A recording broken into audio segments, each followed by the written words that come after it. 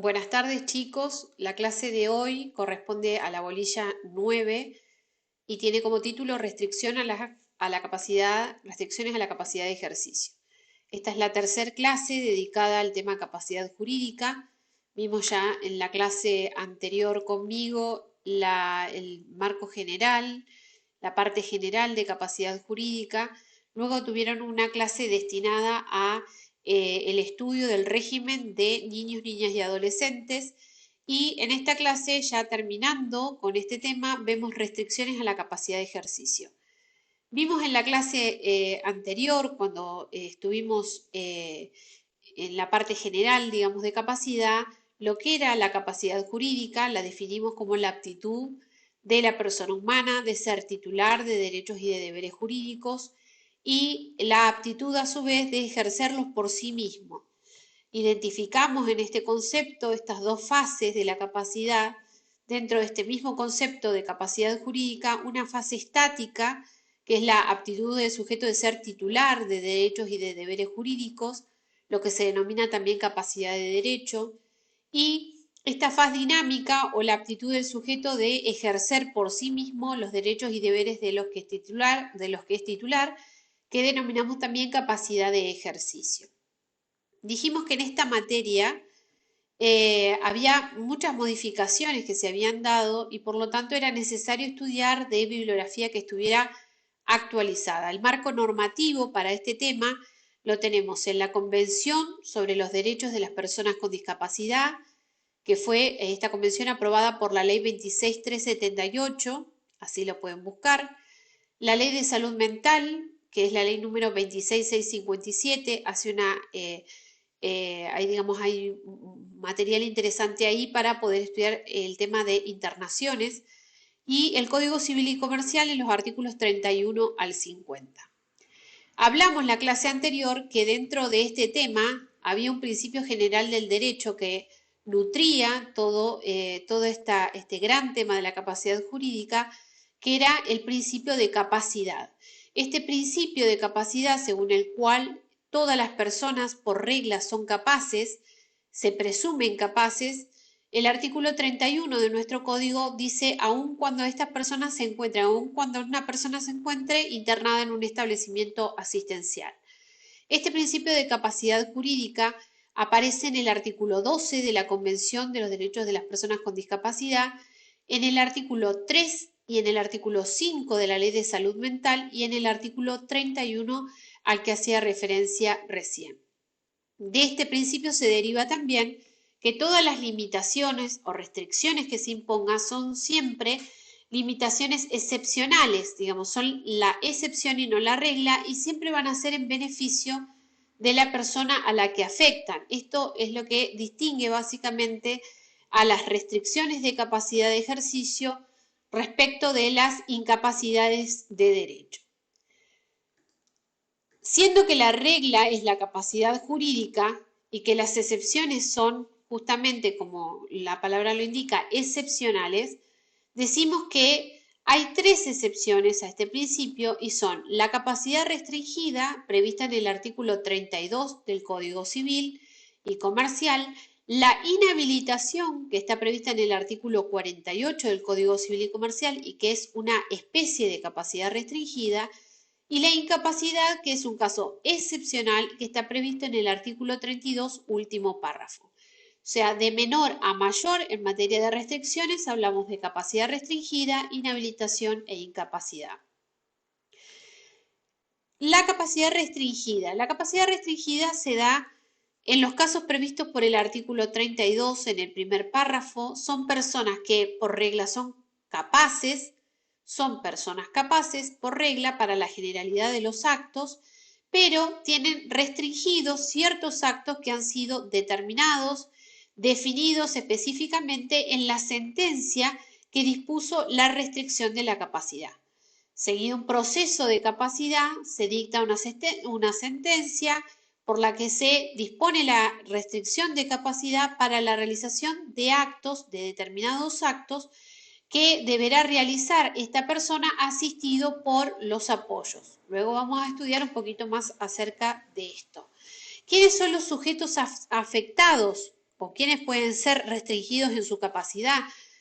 El artículo 32 nos dice, el juez puede restringir la capacidad para determinados actos de una persona mayor de 13 años que padece una adicción o una alteración mental permanente o prolongada de suficiente gravedad, siempre que estime que del ejercicio de su plena capacidad puede resultar un daño a su persona o sus bienes.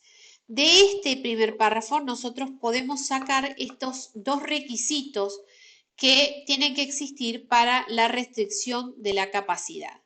El primer requisito, este requisito intrínseco, tiene que ver con la base médica, la existencia de la adicción o del padecimiento mental, la adicción o padecimiento mental, que se da, como dice acá, en estas condiciones, que es permanente o prolongada y de suficiente gravedad. Por el otro lado, también habla de que solamente se puede restringir a personas mayores de 13 años. ¿Por qué? Porque los menores de 13 años ya están bajo un régimen de incapacidad. Entonces, tenemos un requisito intrínseco que tiene que ver con esta base médica y uno extrínseco que es la estimación que tiene que hacer el juez de permitírsele el ejercicio pleno de su capacidad a esta persona pondría en peligro su propia vida y sus bienes. Entonces, hay una base médica que está en este requisito intrínseco, que es la existencia de la adicción o de la alteración mental que tiene que ser permanente o prolongada, de suficiente gravedad y en personas mayores de 13 años, y uno extrínseco que es la estimación que tiene que hacer el juez y determinar que si se, digamos, evaluar que del ejercicio pleno de capacidad devendría un daño a la persona o los bienes de la persona a la que se le está siguiendo el proceso de capacidad. ¿Cuál es la finalidad por el que se imponen estas restricciones? Ya habíamos adelantado esto en la clase anterior, que las restricciones a la capacidad de ejercicio son siempre en beneficio de la persona a la que afectan.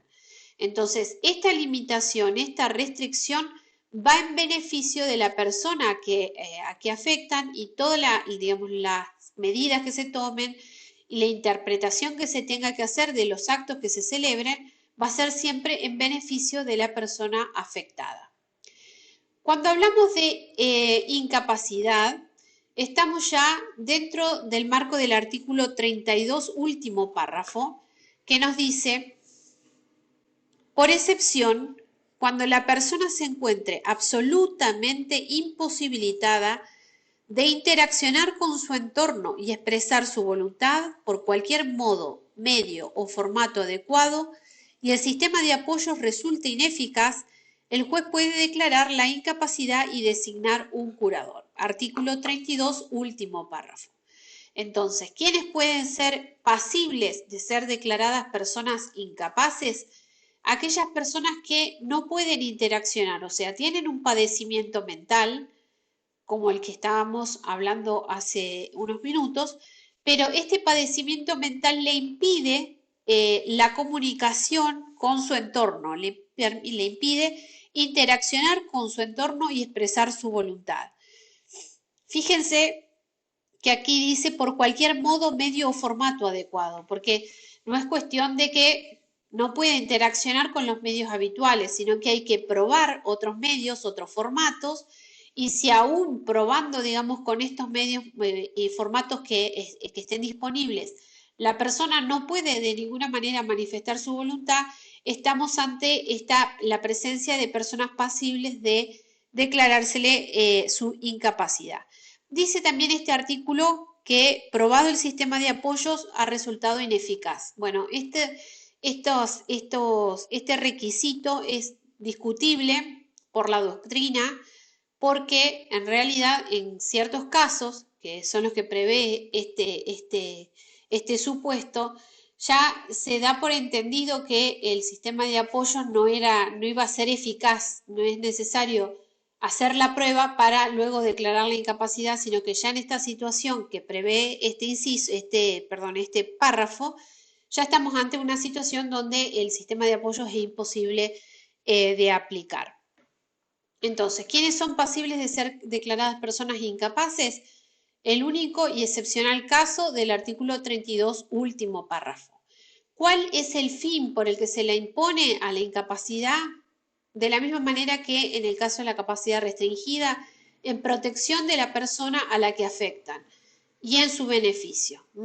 Se vela por el cuidado de su persona, de sus bienes, pretendiendo siempre lograr una recuperación, una mayor autonomía de la persona, tanto en este caso como en el anterior. Para poder restringir la capacidad es necesario llevar adelante un juicio de capacidad. El Código Civil y Comercial trae una serie de normas que son de carácter procesal y que las vamos a estudiar también para que podamos también ver qué requisitos son necesarios para llevar adelante una restricción de capacidad, una declaración de incapacidad. Lo primero que vemos es que se inicia este proceso con una denuncia o una solicitud. Puede ser la solicitud de la propia persona que en algún intervalo lúcido solicita su restricción de capacidad, o la denuncia de una persona legitimada para hacerlo. Están enumerados en el artículo 33 las personas legitimadas, que son el propio interesado, el cónyuge no separado de hecho, el conviviente mientras la convivencia no haya cesado, los parientes dentro del cuarto grado y si fueren por afinidad hasta el segundo grado, y el Ministerio Público. Cualquier persona, de hecho, podría, a través del Ministerio Público, o sea, haciendo la denuncia a través del Ministerio Público, instar al inicio de un proceso de capacidad. ¿Quién es el juez competente? Nos dice el artículo 36 que el juez competente en estos procesos judiciales es el juez del domicilio de la persona a la que se le sigue este proceso, y en el caso de que la persona estuviese internada en algún establecimiento asistencial será el juez competente de acuerdo al domicilio de ese establecimiento. Importante también en el artículo 36 nos dice que va a participar la persona, justamente por esto que decimos del principio de capacidad. Durante todo el proceso judicial la persona participa como una persona con plena capacidad, pudiendo ejercer el derecho de defensa, nombrar su propio abogado, ofrecer pruebas. Va a participar en el proceso judicial, va a intervenir en el proceso judicial e incluso va a ser entrevistado por el juez para tener también digamos, una relación, digamos, más directa, que el juez pueda tener una visión más amplia acerca de la situación de la persona a la que se le está siguiendo este proceso judicial. Se pueden dictar medidas cautelares durante todo el proceso y lo importante de la producción de prueba. Cada parte, digamos, el denunciante, el Ministerio Público que va a actuar también, y la persona afectada, que también puede participar con su propio abogado, podrán ofrecer la prueba que estimen conveniente, pero hay una prueba que es esencial, que la va a ordenar el juez, no obstante que las partes la puedan ofrecer, que es la intervención de un equipo interdisciplinario que va a ser un estudio, digamos, de la persona, una pericia por un equipo interdisciplinario que va a resultar imprescindible. Por eso decimos siempre que es la prueba esencial. Es un requisito indispensable que se haya realizado esta pericia por un equipo interdisciplinario previo a expedirse el juez en la sentencia judicial.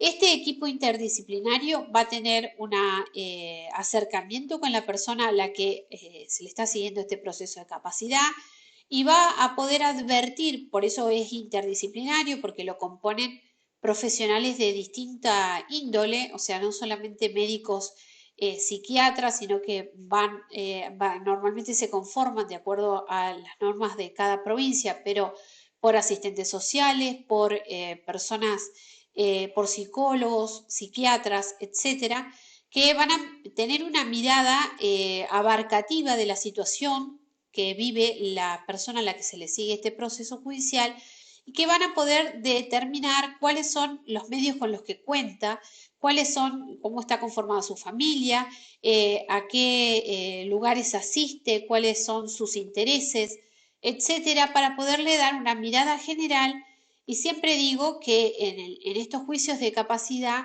el juez en su sentencia judicial es como si estuviese diseñando un traje a medida para esta persona a la que se le va a restringir la capacidad o se va a declarar la incapacidad. O sea, para cada persona va a existir un saco diferente, digamos, una sentencia diferente de acuerdo a los medios con los que cuenta, al tipo de enfermedad, al tipo de, digamos, no solamente de diagnóstico, sino de pronóstico que tenga, los medios con los que cuenten, el tipo de intereses que tenga, de todo ello va a salir, digamos, de todo de esta pericia, van a salir todos los datos que va a necesitar el juez luego en la sentencia para diseñar el sistema de apoyos que va a requerir esta persona y a su vez qué actos son los que van a restringirse para protección de esta misma persona. La sentencia judicial nos dice el artículo 37 que debe contar con un contenido mínimo que está previsto en este artículo 37. Primero dice en el inciso A, diagnóstico y pronóstico. Fijémonos, esto, diagnóstico y pronóstico, lo va a tener el juez de esta pericia del equipo interdisciplinario, que son los que van a realizar justamente el diagnóstico y pronóstico. Va a tener que estar transcripto en la sentencia. El diagnóstico, que es la identificación de la enfermedad, esta base médica que requiere esta restricción de capacidad que ya estudiamos en el artículo 32, la identificación entonces de la enfermedad que afecta a la persona y el pronóstico también de cómo va a evolucionar ese cuadro. Esto va a permitir también que se pueda saber qué tratamientos y qué seguimiento tiene que tener esta persona, qué asistencia va a requerir en materia médica y de rehabilitación, etcétera. La época en la que la situación se manifestó, o sea que también va a ser necesario determinar la fecha de las primeras, o la época, mejor dicho, en que ocurrieron las primeras manifestaciones invalidantes. Esto lo vamos a ver que tiene interés para poder determinar la validez de los actos que se realizaron con anterioridad a la sentencia y con posterioridad. La situación dice los recursos personales, familiares y sociales existentes. Esto que comentábamos recién, digamos, la evaluación que hicieron también el equipo interdisciplinario acerca de los recursos con los que cuenta esta persona a la que se le sigue el proceso. Personales, familiares, sociales, que van a permitir que el juez también evalúe y diseñe este sistema de apoyos.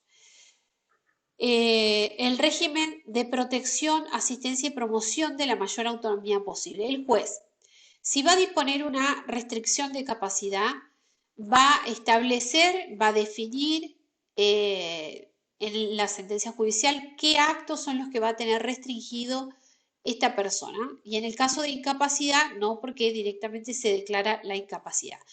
Pero en el caso de la restricción de la capacidad, como dijimos al principio, la sentencia tiene que contener detalladamente los actos que van a estar limitados para esta persona y para ellos, para la realización de esos actos restringidos, va a requerir la asistencia del sistema de apoyos que va a también establecerse en la sentencia. Ahí, por eso dice el inciso D, el régimen para la protección, asistencia y promoción de la mayor autonomía posible. El juez, si dispuso la capacidad restringida, también dispuso un sistema de apoyos que va a acompañar como asistente a esta persona para la realización de los actos restringidos.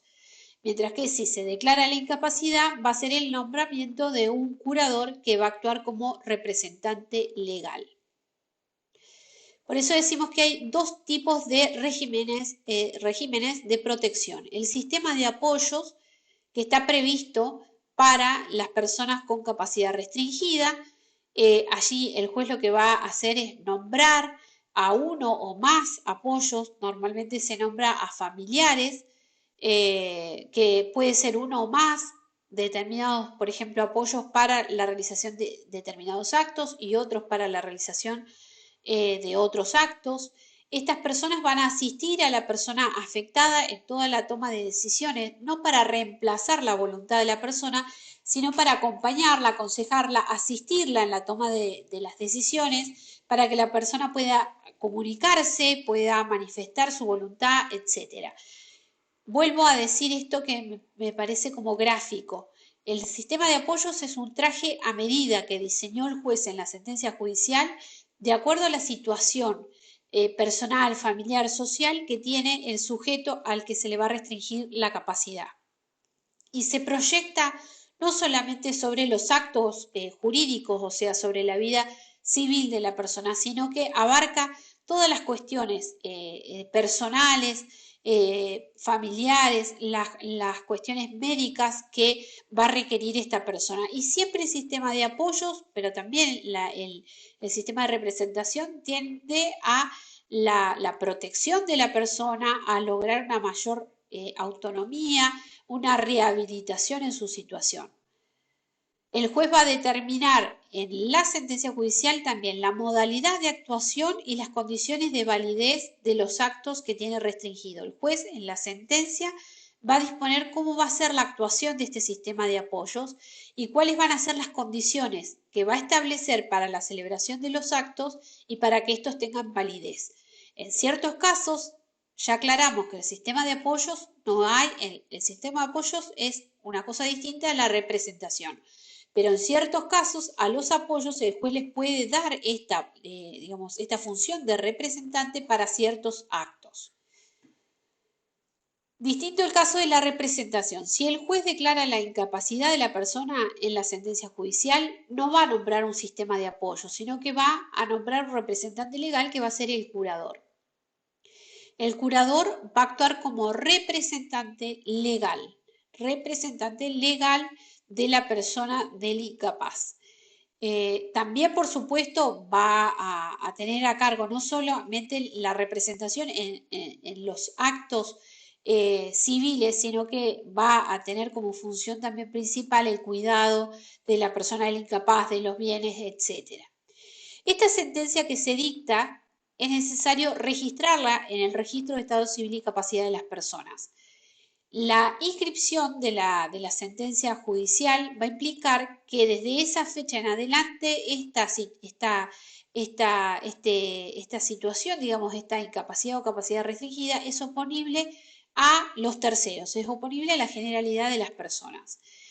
¿Qué sucede con los actos anteriores y posteriores a esta inscripción? Ahora lo vamos a ver. También es importante un punto que trae el código acerca de la revisión de la sentencia judicial.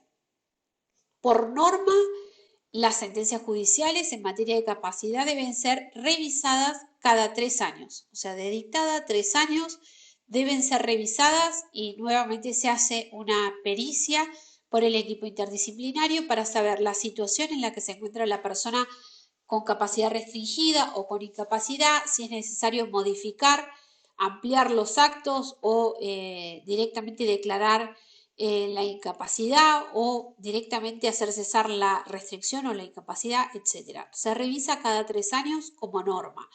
No obstante esto, puede la persona con capacidad restringida o con incapacidad solicitar su revisión en cualquier tiempo. Este plazo no es de caducidad, lo que significa que si el juzgado, por alguna circunstancia, pasan los 3 años y no hace la revisión de sentencia, no significa que inmediatamente recupera su capacidad plena la persona con capacidad restringida o con incapacidad, sino que estará sujeto el tribunal a alguna medida disciplinaria, pero nada tiene que ver con la capacidad de la persona, o sea que no es que la recupera por el paso del tiempo. ¿Qué pasa con los actos? Como comentaba recién, ¿qué pasa con los actos anteriores al dictado de la sentencia y qué pasa con los actos posteriores a la inscripción, no al dictado, sino a la inscripción? Los actos que son anteriores a la inscripción de la sentencia son en principio actos válidos. ¿Por qué? Porque los terceros que contrataron con esa persona, en principio, no les es oponible, digamos, la incapacidad o la restricción de capacidad que luego que se dictó en la sentencia judicial. Por lo tanto, en principio van a ser actos válidos. Pero ¿qué importancia tiene esto que decíamos hace un momento atrás de las primeras manifestaciones invalidantes? De que tenía que estar en la sentencia judicial, El equipo interdisciplinario también en su informe tiene que establecer la época en la que ocurrieron las primeras manifestaciones de la enfermedad, porque pueden ser declarados nulos los actos anteriores a la inscripción de la sentencia si se dan algunas condiciones que prevé también el código y dice que pueden ser declarados los actos anteriores a la inscripción de la sentencia, pueden ser declarados nulos si perjudican, primero, perjudican a la persona del incapaz o de la persona con capacidad restringida y además cumple con alguna de las siguientes condiciones. Puede ser que sea que perjudica al incapaz o a la persona con capacidad restringida y además se trata de un acto gratuito, esto es que no recibió ninguna contraprestación la persona del incapaz, o que la enfermedad mental o adicción y demás supuestos legales que habilitan la limitación de la capacidad respecto de dicho acto eran notorios. O sea, si la persona que celebró el acto jurídico lo celebró, pero era notoria la enfermedad que la otra persona tenía, justamente por la mala fe de esta persona es que se va a permitir la declaración de nulidad.